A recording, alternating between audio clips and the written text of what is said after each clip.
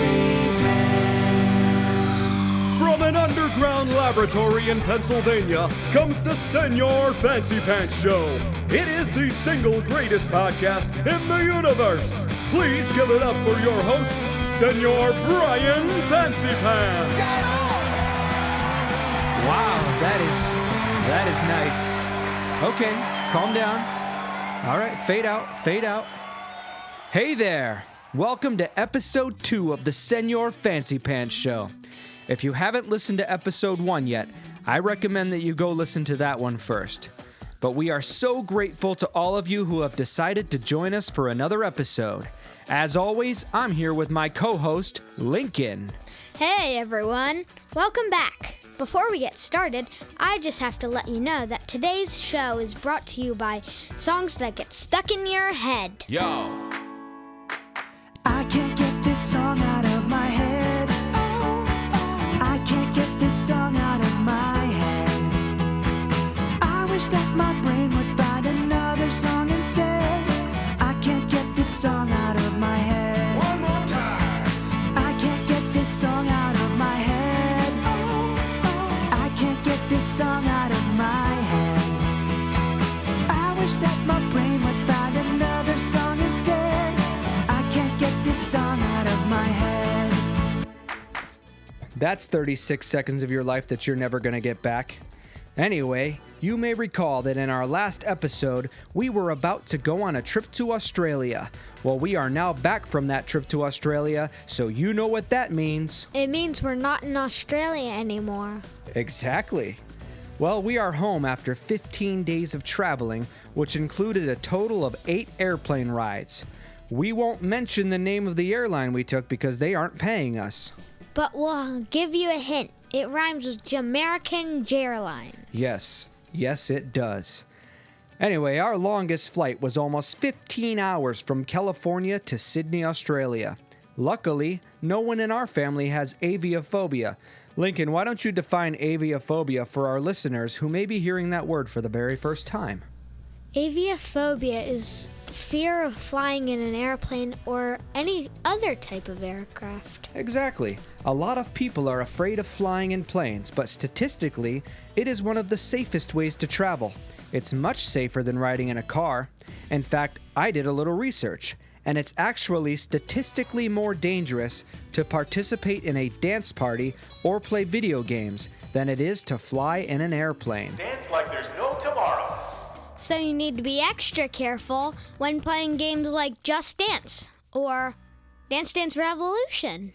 That is a very good point. Playing dancing video games is way more dangerous than riding in an airplane. Of course, no amount of safety statistics are going to help someone who's nervous about flying for the first time, especially the first time you experience an airplane shaking in the sky, which happens on occasion.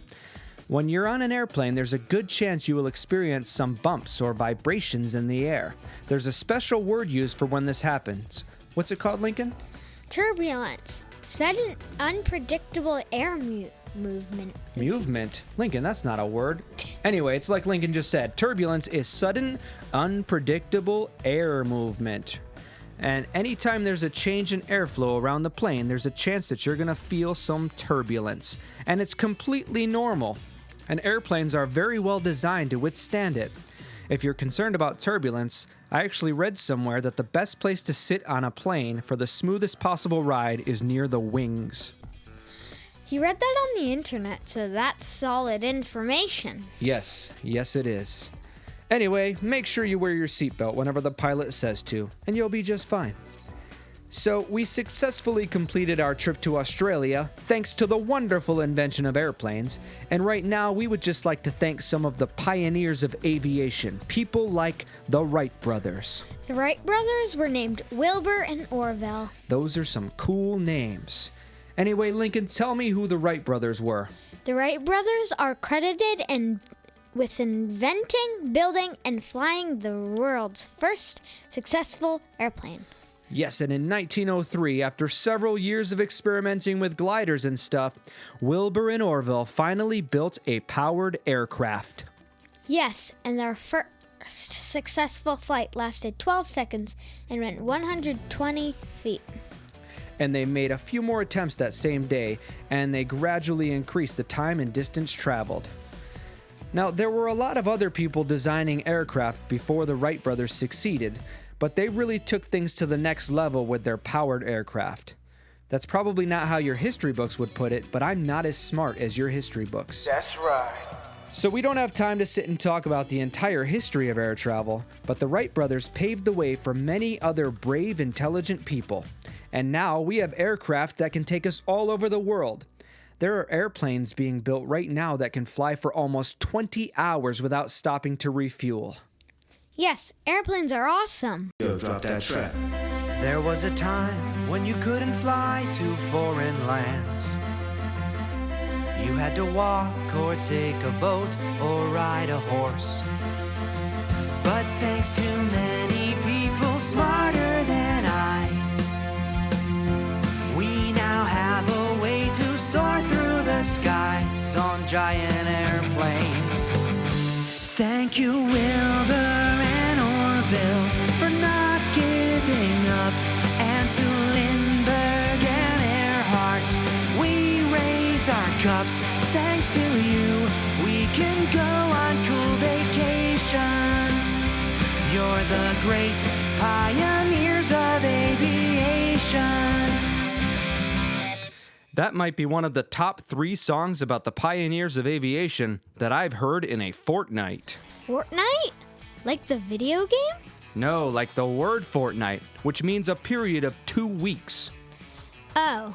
So in 2 weeks, I can say, hey, remember when I taught you that new word? And you'll be like, yeah, of course I remember. It was only a fortnight ago. You got it? Yeah. All right. Anyway, we haven't really talked about our trip yet, but it was pretty awesome, right, Lincoln? Yeah. Yeah, we did a lot of stuff while we were over in Australia. Like, some of the things we did, we went to Brisbane a couple times. That was a lot of fun.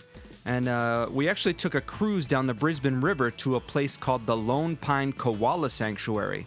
And they don't just have koalas there. While we were there, we got to feed in pet kangaroos and emus. Yeah, we also got to get up close to koalas, wombats, and an assortment of other native Australian animals. We also went to Sydney and saw the Opera House. Yes, we did. And that was something that you were really excited about. Well, was it everything you hoped for? Yeah. Yeah, it was awesome.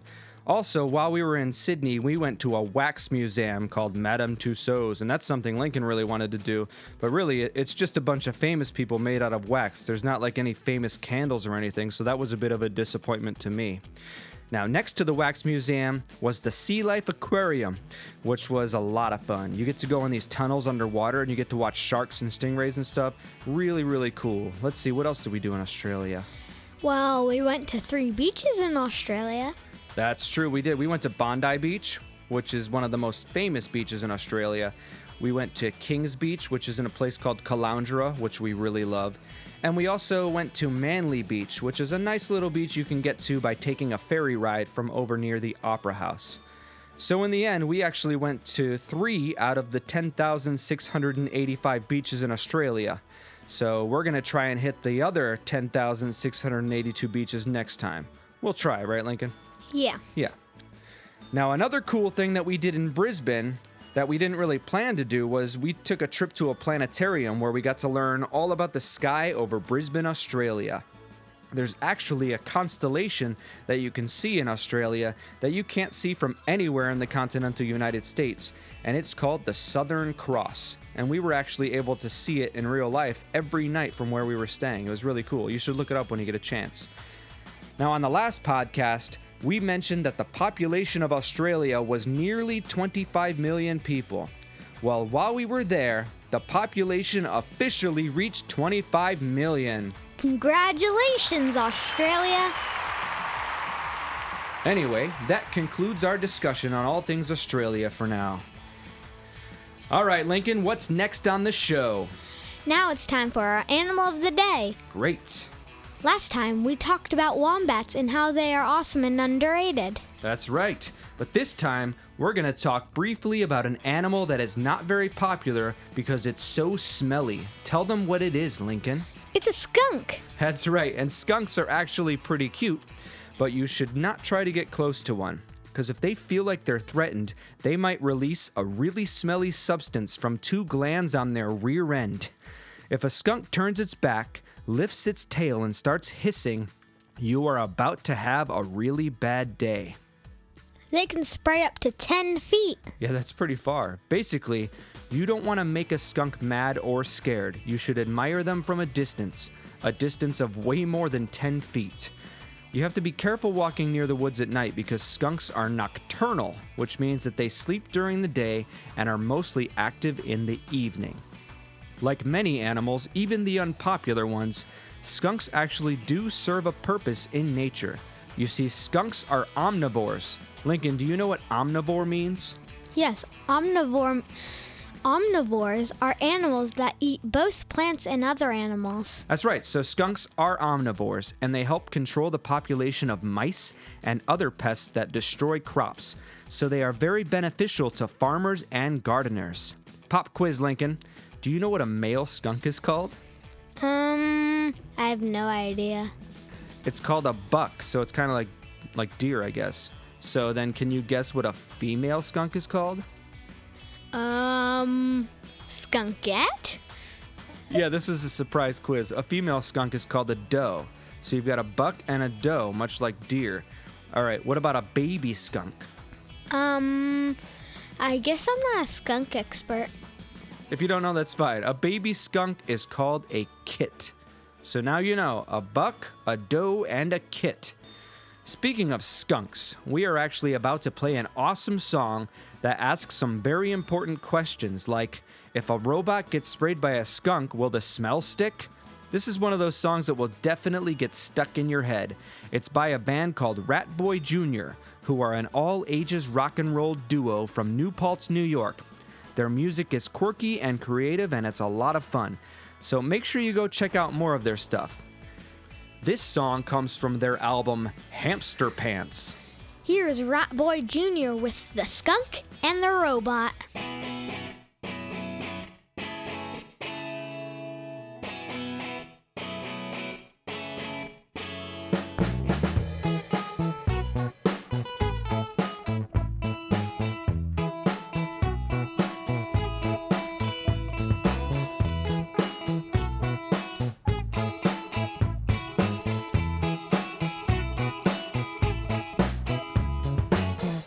Can a robot get sprayed by a skunk? Do you think the smell would stick? People would say that the robot stunk, and it needs a bath real quick. Can a robot even take a bath? Do you think that it would rust? Could you use a power washer? Or do you think that it would bust? The skunk and the robot and the robot and the skunk. The skunk and the robot and the robot and the skunk. The skunk and the robot and the robot and the skunk. And the robot and the skunk.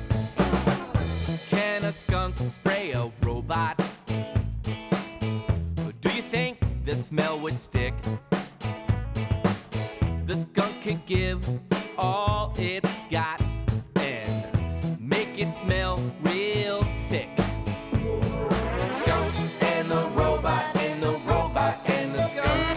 The skunk and the robot and the robot and the skunk. The skunk and the robot and the robot and the skunk. And the robot and the skunk. Ew. Ew. That smell.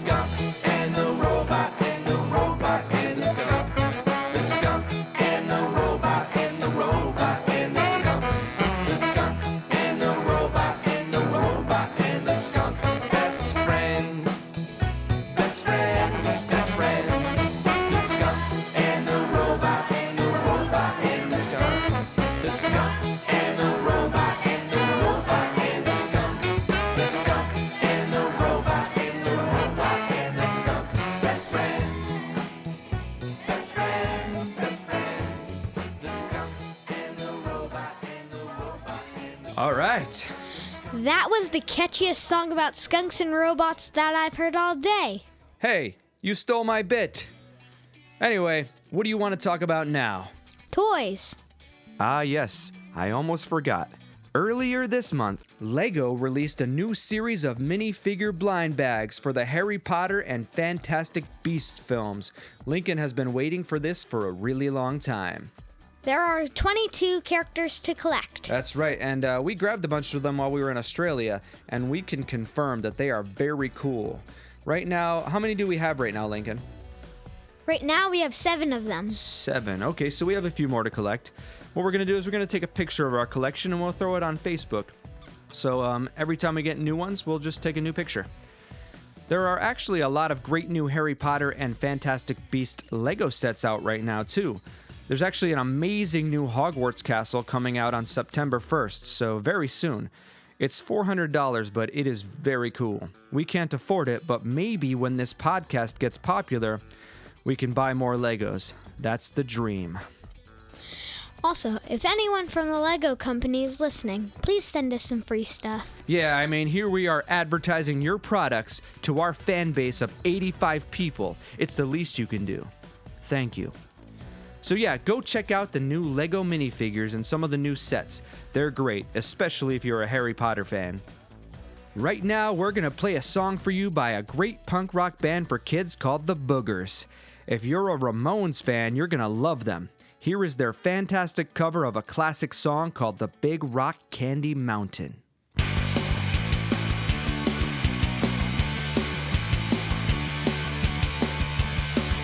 a sunny day in the month of May, a bunch of kids went hiking.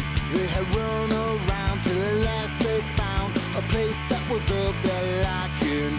It's a beautiful space, a magical place, a land of milk and honey, where a kid could stay for a very long day and the skies are always sunny. Oh, the buzzing of the bees and the sugar plum trees, the chocolate syrup fountain, by Lemonade Springs where the bluebird sings about the Big Rock Candy Mountain.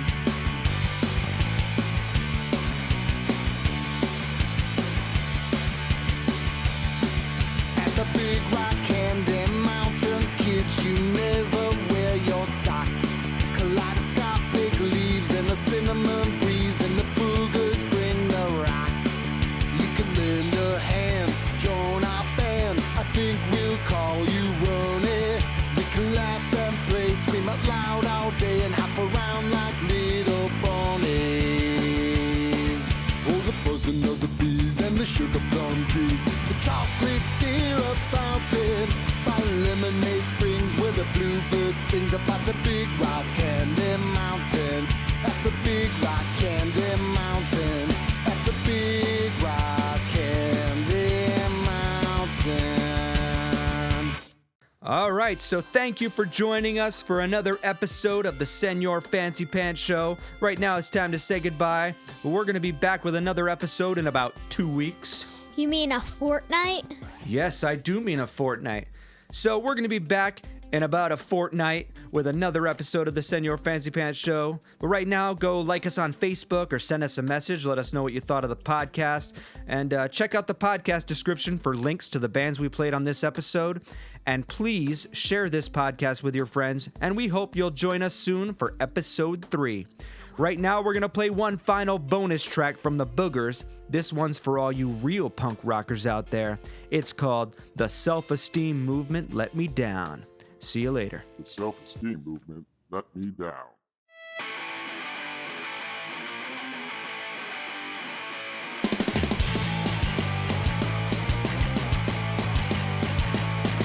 Everyone gets a trophy. Everyone wins a prize. Everyone's a party. So why are the tears in my eyes? Again and again and again and again and again and again and again.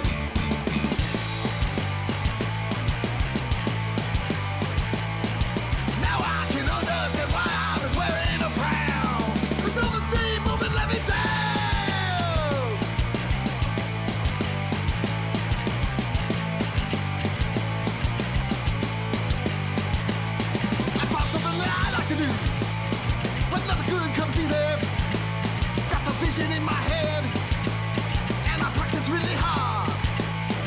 Again and again and again and again and again and again and again.